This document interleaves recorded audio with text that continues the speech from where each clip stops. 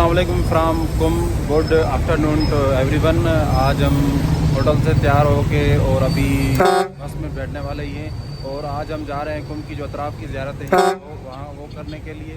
तो इंशाल्लाह जो भी ज़ियारतें होंगी वो आप आएँगे और इसी ब्लॉग में वो सारी जो है अतराफ़ की ज़ियारतें शामिल होगी। तो गाइस अभी हम निकल चुके हैं होटल से और बिल्कुल हरम पाक के बिल्कुल सामने वाले ही शारा पे हैं।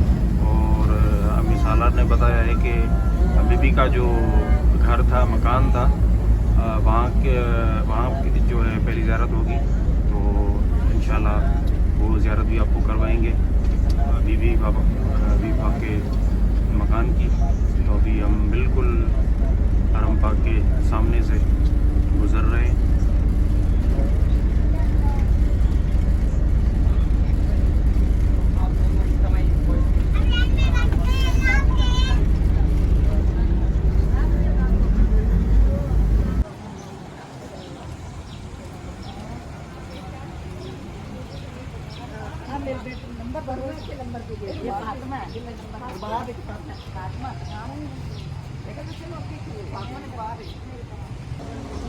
तो अभी हम एंट्रेंस पे पहुंच चुके हैं अंदर।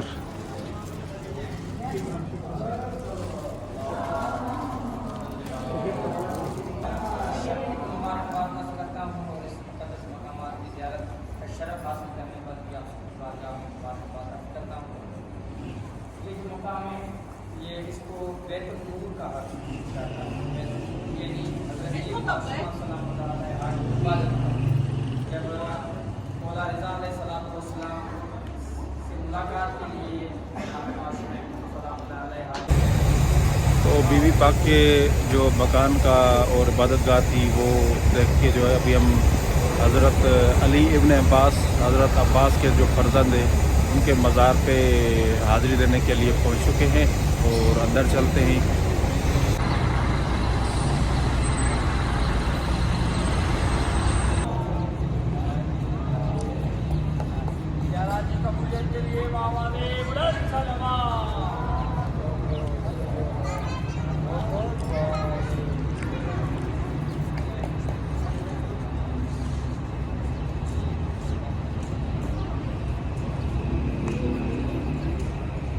भी ऐसे ही बहादुर थे और ये अहले बैत अलैहिस्सलाम के एक चिराग हैं जो इश्क़ खुदा में खुदा की तबलीग करते हुए सरज़मीन खुरासान पर आकर खुदा के पैगाम को मुआशरे में आम करने के लिए यहाँ पर आए और खुदा की तबलीग के लिए अपनी जान का नजराना यहाँ पर पेश किया।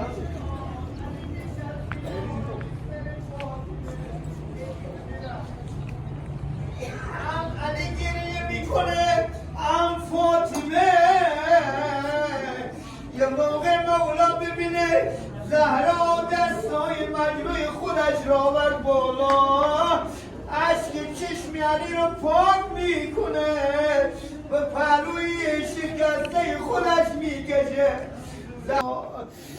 بیبی جان یه عنایتی کن، یه لطف کن، شبیه زیارتی فرزندم.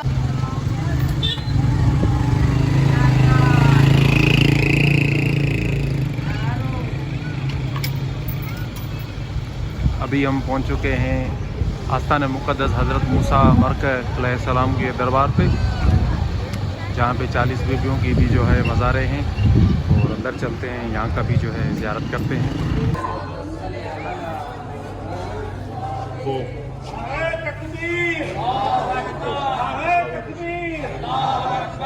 दुख्तान यानी 40 बीबी, यानी रवायतें मिलती हैं कि ये अहल बैत अलैहिस्सलाम के घराने की नहीं थी, पर अलबत्ता ये है कि इनमें मर्द भी शामिल हैं, जो शहीद हुए थे उनमें मर्द भी शामिल हैं और ख़वातीन भी शामिल हैं, पर ये इश्क़ अहल बैत अलैहिस्सलाम में शहीद किए गए।